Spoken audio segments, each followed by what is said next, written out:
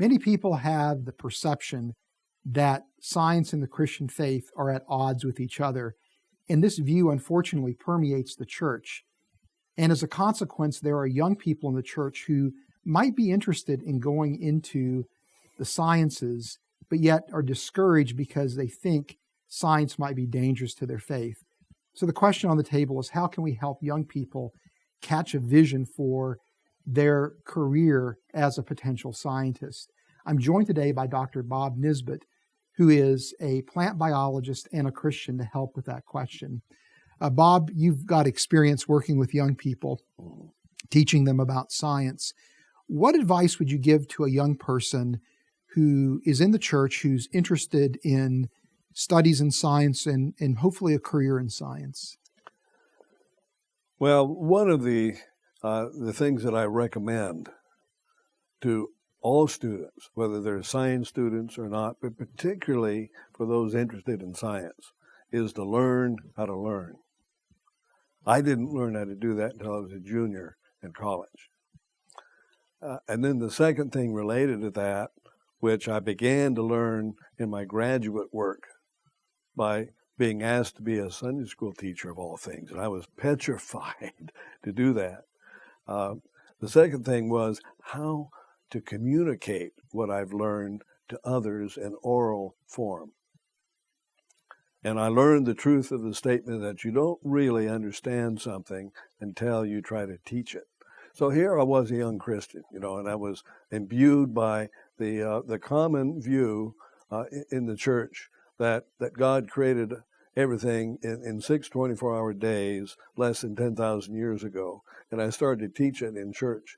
And I kept running into conceptual roadblocks, inconsistencies, disconnects that I couldn't really explain. I accepted them up until that time, you see, but until I began to teach it, I didn't realize how much I didn't know. So I said, well, I guess I got to dig into the weeds here and find out why it appears to be inconsistent or in a disconnect. And the more I studied and the more I learned, drove me to question some of my very foundational beliefs, such as what is the age of the earth? Mm-hmm. And how did God do what he did? Mm-hmm. Not just when did he do it. And as a result of that, I began to see the intense beauty of God's fingerprints on the earth, and that assuming that God took a much longer time to do it than 10,000 years, really added to my concept of the glory of God and helped to strengthen my understanding of his sovereignty. And I began to grow in my biblical understanding then as well. And so it was synergistic. Mm-hmm. The more I learned about what God did, the more I learned about God as a person. Actually, it's 3 persons, but as an entity. And the nature of God and the beauty of God became much more apparent to me as I began to study more and more about his works.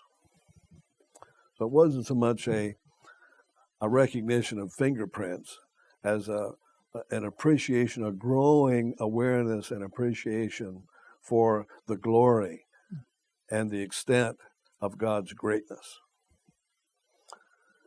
And I remember coming across a passage in the Bible. Come, God says, let us reason together. Though your sins be as scarlet, they shall be white as snow. Though they be red like crimson, they'll be as wool. And right off the top of my head, that seemed like an interesting thing to think about. We're sinful and then we become sinless. But I didn't realize until I began to study that in greater detail just how unreasonable that statement really was. Mm-hmm. Because I learned that the crimson dye that was extracted from certain coccid scale insects was indelible. Mm. Once you put it in a woolen fabric, you absolutely couldn't get it out. And so it was a very unreasonable thing for God to say that, you see. So he was telling us that, yeah, some things may be unreasonable at first glance, but I challenge you to come and reason together with me. Let me teach you these things, and those things that appear to be unreasonable become very reasonable. And I began to grow immensely in my appreciation of God by studying the things that may appear on the surface to be counterintuitive. But the more I studied them, the more it became clear to me how these things could be.